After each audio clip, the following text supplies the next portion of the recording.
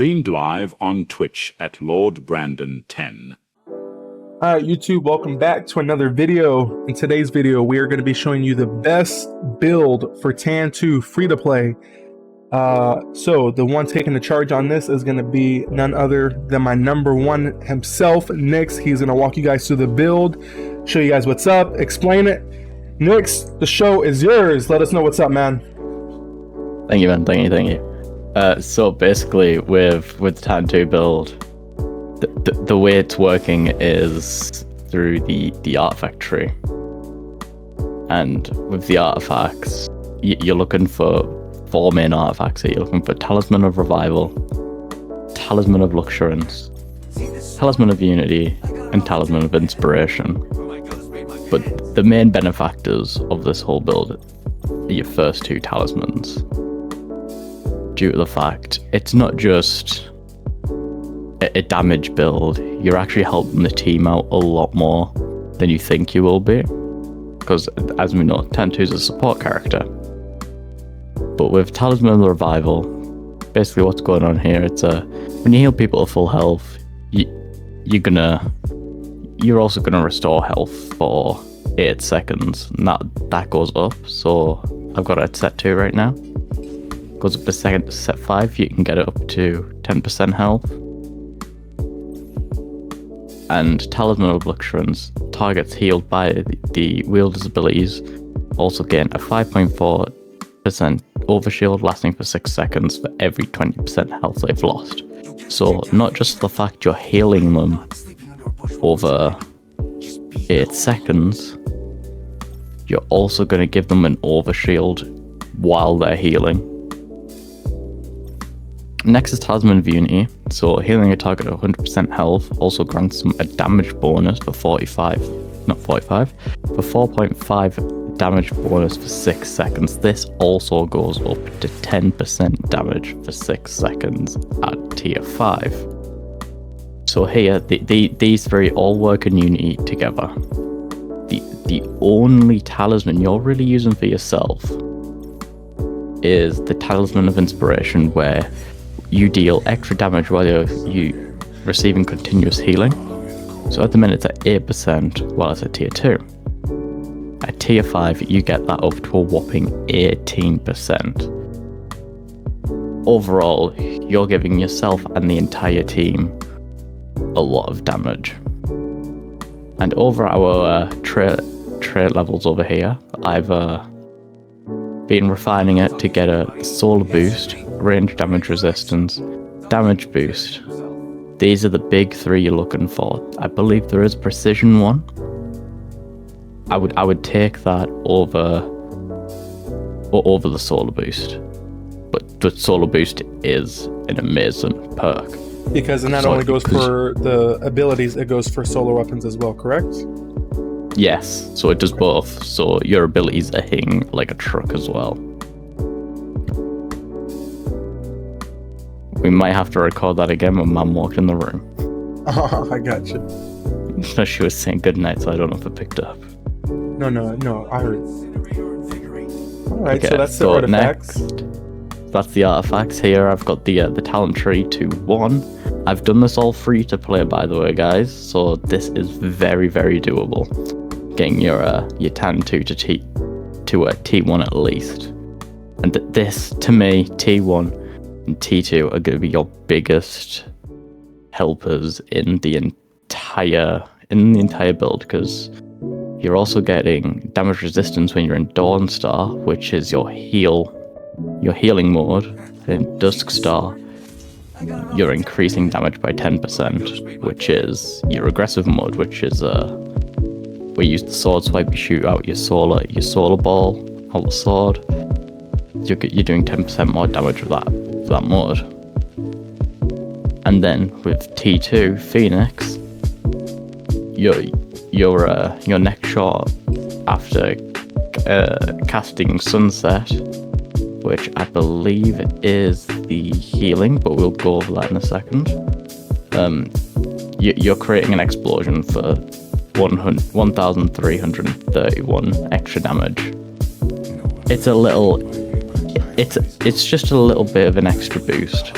they're not the greatest things in the world for TAN, but I would always say the T1 for TAN is something that you definitely want for this build to shine. Next, you just level up your relic abilities. So as you know, TAN, you've got your switch down here, so you can go from Dusk Star to Dawn Star, which is your aggressive mode to your healing mode, vice versa. So TAN's super is a Wall of Radiance, but you also have the option to change it from healing to damage. And then you have Sunset and Sunrise. The Sunset is your damaging ability, Sunrise is your healing ability. But I suggest with the TAN build, you're going to be playing in your Dawn Star mode quite often, due to the fact of it basically being the core of the build. And then when you're in damage phases, you switch the Dusk to the Dusk Star, shoot your super, get your damage buff out, and you play like that. It's a very simple build to get on the ropes.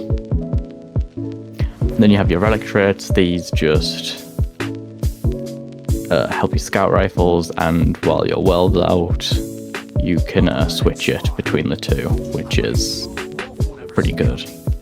And then your weapon mastery. These just boost your solar damage even more when Phosphorus is active.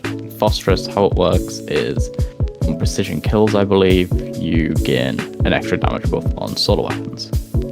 Real quick, before you leave that screen, I'm sorry, I didn't mean to interrupt. Go back to relics. So I want to add something here too, guys. TAN-2 is probably one of the most versatile when it comes to his defensive capabilities with Sunrise, and then his other one, I forgot the name of it already, for the what is the name of it? Sunset. Sunrise, Sunset. There we go, it's right in front of my face. So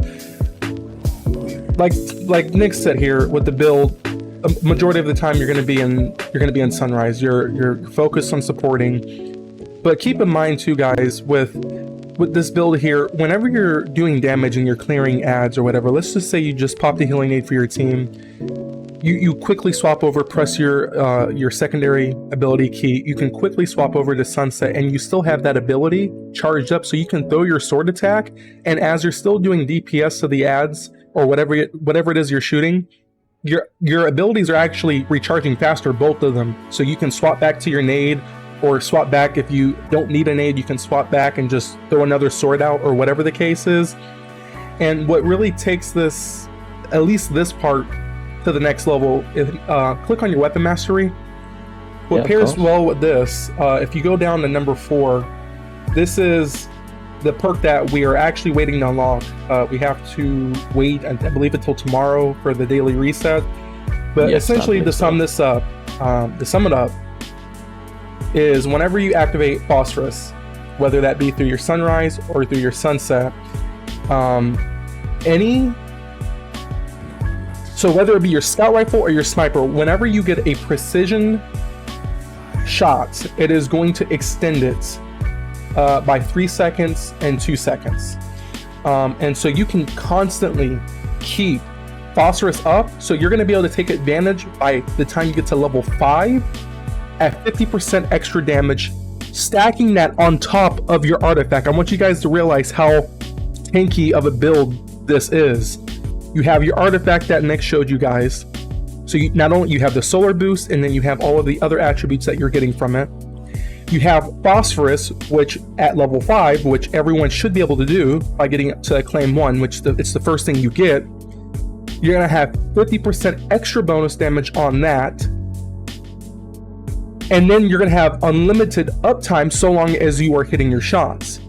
So, and that's not including what you have on your weapons. That's not including what weapon, like what scout rifle you may be rocking that could, potentially add an additional damage multiplier to that. So there may be a case where you can do almost upwards of 50 to 100% worth of damage. Mind you, that's all free to play, only having 1 to 2 TANs in your arsenal.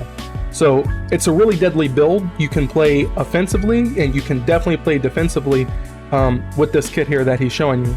Sorry about that. Go ahead and step into the next part. Oh, it's all good. Thank you. And finally is the weapons.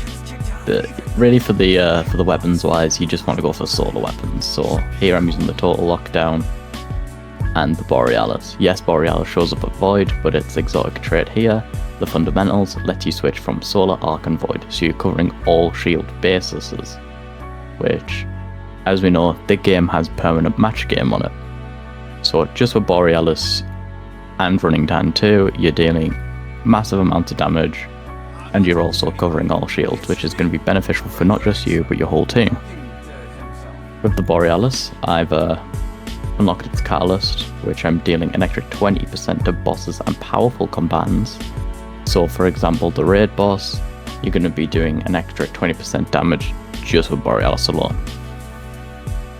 Next I've unlocked its Catalyst boosts, which is its handling and reload speed, and stability and weapon damage bonus, which is an extra 5%. So overall, you're doing 25% damage with just your Borealis. But that also goes back bosses. onto our phosphorus as well, guys. You look at the build combinations already that Nyx is showing you guys. You have, because everyone should be able to get to level 5 mastery. It's simple. You beat the game, you get your acclaim unlocked, you get level 1. You should be able to get to level 5 acclaim, no problems. So as long as, let's talk for example, let's just say we're doing Izakis, right? And we're at the final boss. Let's say you're killing ads, you already have your phosphorus ready to go on your next ability use. The second you place down, I believe phosphorus can proc off of the healing well and damage well too, correct or no? It has to be the ability. Yes, so with phosphorus, it's you're getting the headshots, clearing ads, killing the ads, and then with your well, you can throw down the damage well or the healing well. You have a bit of both here to get a damage buff with either one, but if you're doing the raid, you should have 2 TAN-2s anywhere. So one's going to have a healing, one's going to have a damage well. Phosphorus will proc off of the wells, is what I'm getting, right? It's going to proc. Yes, okay. I believe so, yeah. So the damage rotation here, guys, what I'm trying to get to is what Nyx is what I'm trying to let you guys explain here is, once you have phosphorus built up, let's say you're getting ready to start your DPS phase, the second you place, whether it be your healing well or your damage well, it doesn't matter because you're going to have 2 if you're doing the raid in this example. The second you proc it, your phosphorus is proc. That's 50%. You're using your sniper to hit the boss. It's an easy crit spot. You're not going to miss your shots. On top of that, your weapon mastery is level 5, so every time you hit them, it's reloading 3 seconds, 2 seconds, 3 seconds, whatever. So it's going to keep extending that time. So you have an uptime already of the 50%, okay, for the phosphorus. So you're already doing 50% more damage, right? And then the Borealis Catalyst already giving you the extra 20%. So now you're at 70. That's not including your solar boost from the artifact and any of the other attributes that you have. So already you're set up to support and for DPS. This is quite literally a monster. Go ahead, Nyx. Yep, not a problem. So overall, I've mainly curated the build for team player because TAN-2 he's a team character. But when you come to damage alone, so when you're just using the Borealis on a normal server without any solar boost, this is just the Borealis with its catalyst, hitting 11,783 damage. But when you're on solar, you're going up to 2,250 damage. It's a small increase, but it's definitely there. With just the rift down, you're boosting that damage even more to 14,264 damage.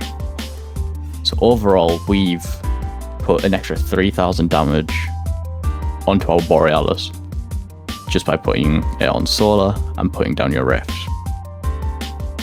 That's not including the damage rift, which I've just changed over to now, which then you would put down your damage well, switch to healing, put down healing.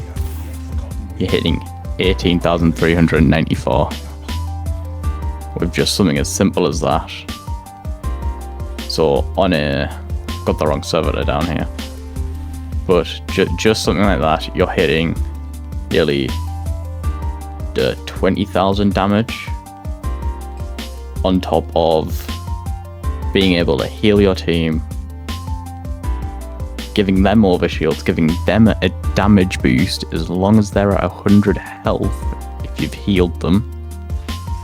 This is why I would recommend you want to be the healing well when it comes to a damage phase.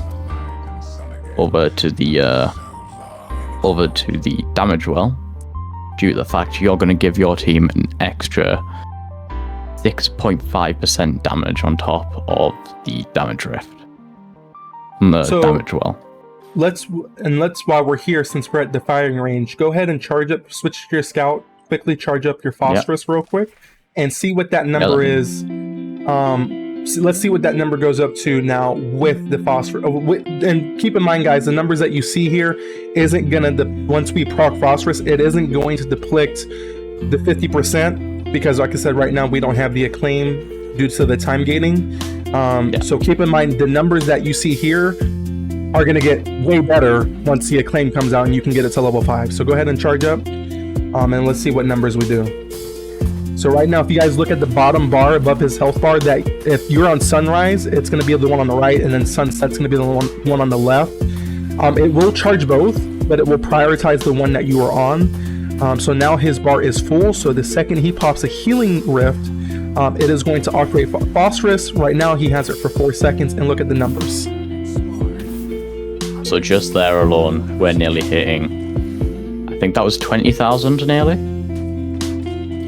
But just alone, just by killing, what was that, 1, 2, 3, 4 dregs, we had, I think it was about 4 or 5 shots where we're nearly hitting an extra 20,000 with no damage boost apart from what we've already went over with getting continuous healing with our rift and getting stacks of phosphorus. It's a very, very simple build to wrap your head around. Real easy. Wonderful. Now try it one more time. Do it without phosphorus. So in total, it said your total damage number was 107. Try it without phosphorus and switch your Borealis to Void and look at the difference between the two numbers that you will see, so we can really do a compare and contrast here. So I'll place down a normal well as well, a normal rift as well. Just 9 times out of 10, you're going to place down a rift. You won't get stacks of phosphorus because it's not max. So that's 13,000. Then out of the rift, 13,000. I'm still been getting healed, but yeah, you're hitting 12,000. There you go.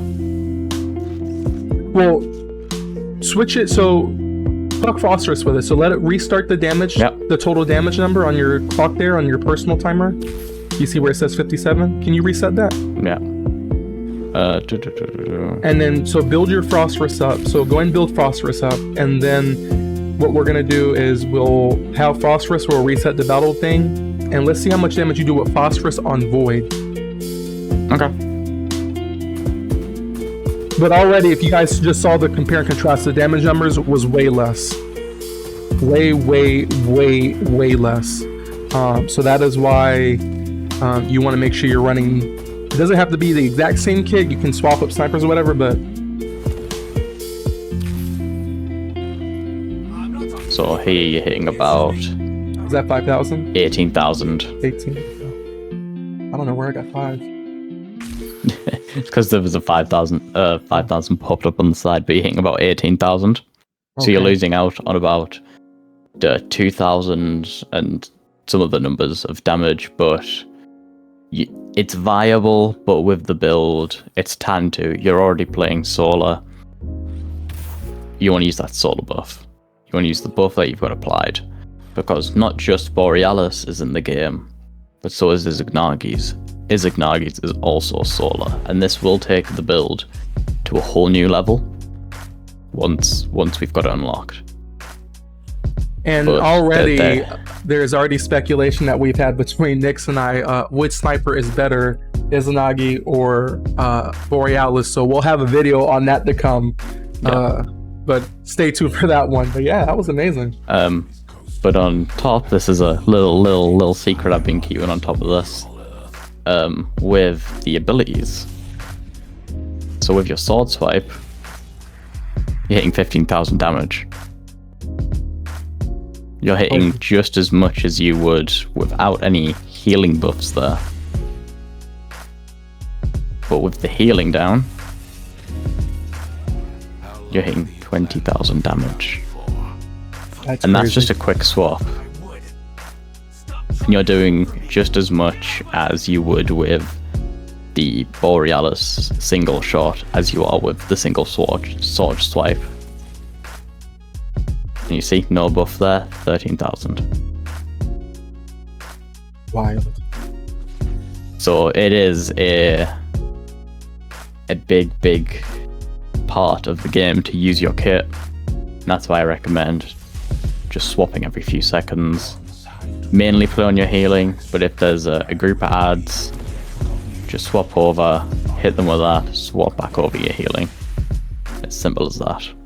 Amazing. Well, apart from that, I'd say that's pretty much the build.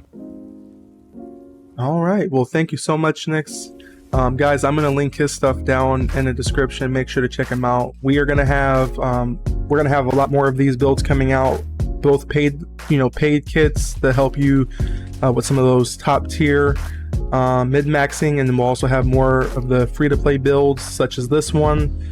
We have a Gwen one that we got cooking up right now. We're gonna have a Borealis review coming out here soon, so stay tuned on the channel. We've got every character, every build, every nasty crazy build coming, and we're gonna see you guys in the next one. Until then, take care.